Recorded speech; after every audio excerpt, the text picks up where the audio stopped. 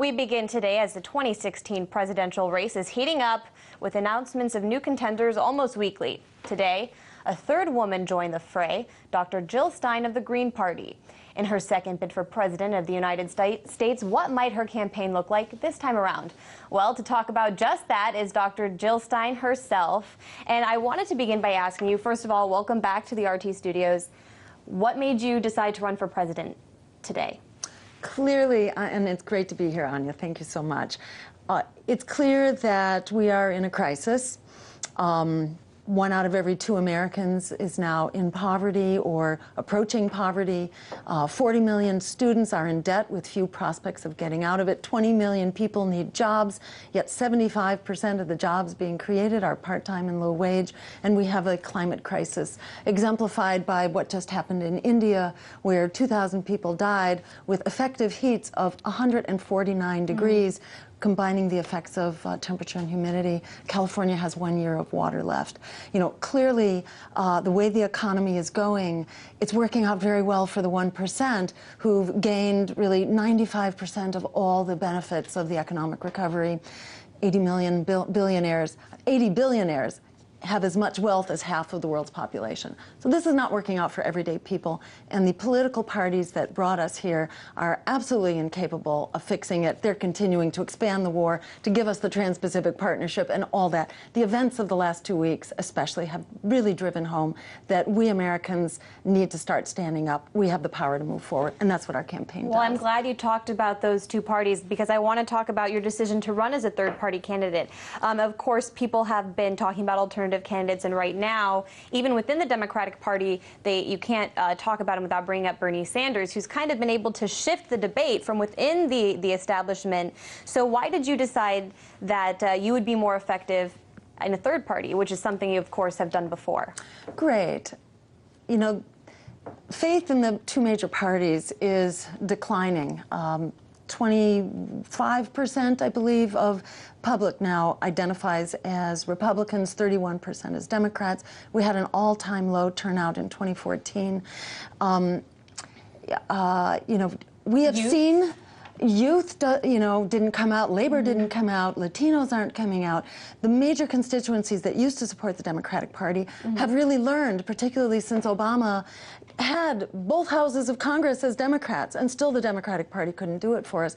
We've seen reform efforts within the Democratic Party come out with wonderful, vibrant campaigns that basically come to a screeching halt on primary day. The party is controlled by the big money. We've seen, for example, the Jesse Jackson campaign, which was one of the most powerful rebellions inside of the Democratic Party. But at the end of the day, he was on the podium swearing allegiance to the Democratic corporate candidate, which Bernie Sanders has already said that he will do. He will be endorsing Hillary, presuming Hillary wins. Inside of that party, you are not supported, and the vision is buried when your campaign comes to an end. Our campaign will be there for the long haul. We're not just there for the primary. We're there to fight through to the end. We've now launched a court case in order to try to open up the presidential debates, which the American public is clamoring for. So we're not going away. And after the election, we continue to build. So this is this is an effort that will actually continue. It will go on. It will not be reabsorbed back into the Democratic Party, which is basically hostile to the basic vision of the campaign. And what about some of the key differences? You're on record as saying some of your major differences with even Sanders is foreign policy. I mean, even talking to like establishment members of the progressives in D.C., they tell me they agree with him on domestic issues, but it still remains to be seen where he's going to take stances on specific international issues. What are some of your main foreign policy differences or concerns? Our belief is that we need a foreign policy founded on international law, human rights, and diplomacy, period.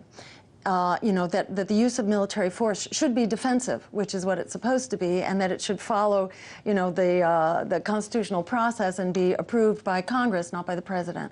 So we really want very strict limits on the use of force.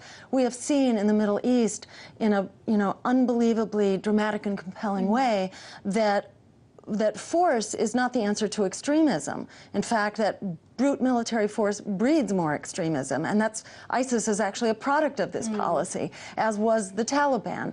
That there are many ways to deal with ISIS. Actually, you need to starve ISIS. Bombing ISIS is not going to do it. We need to starve ISIS by cutting off the sale of fuel, the inflow of foreign finance, and volunteers across the border. So there are ways to basically rein in and extinguish the forces of extremism.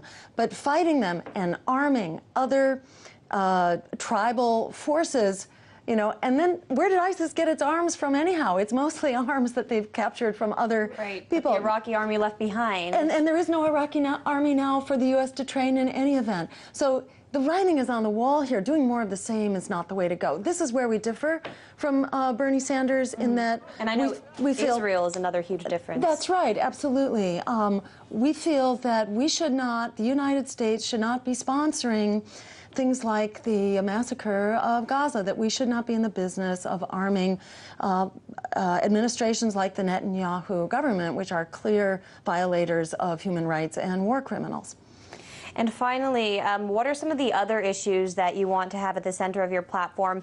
And what do you say to viewers who are saying, look, I agree with her and they understand the sentiments, but they might feel like voting for a third-party candidate, this is something I hear all the time, is a waste of their vote. What do you tell those people? Well, we have the last 10 years to look at to see the proof of that strategy. That strategy says, don't stand up, don't vote your values, take the lesser of the bad things that are out there. But we've seen where that leads. There's absolute continuity between Barack Obama and George Bush. And on issue after issue, Obama was even worse than George Bush on the massive bailouts for Wall Street, on the expanding wars for oil, on the attacks on civil liberties, on the deportation of immigrants, on the attack on our public schools and the privatization and the attack on teachers and unions. In case after case, Obama was even worse. So it's clear you can find fine differences between them, but those differences are not enough to save our lives. Our lives are really on the line right now. We have an economy that's, on the verge of another collapse, in which many people are just barely surviving right now. 40 million students are in debt. We need to stand up with the power of our convictions. If 40 million students who are in debt alone came out to vote in November of 2016, they alone, and they can vote for abolishing debt, which our campaign alone supports. That's another difference with Bernie Sanders. We agree that education should be a human right, but our campaign is the only national campaign right now that calls for abolishing student debt. We bailed out the bankers who got us into this mess. We can bail out the students. If 40 million students come out to vote, we have won this. The problem has not been that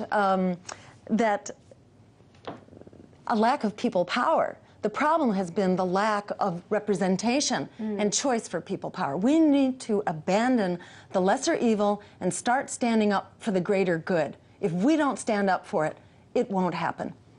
Dr. Jill Stein, we'll have to leave it there. We'll look forward to hearing from you in the coming weeks, months, and throughout the campaign. Thank you so much. Thank you so much. That was Green Party candidate Jill Stein.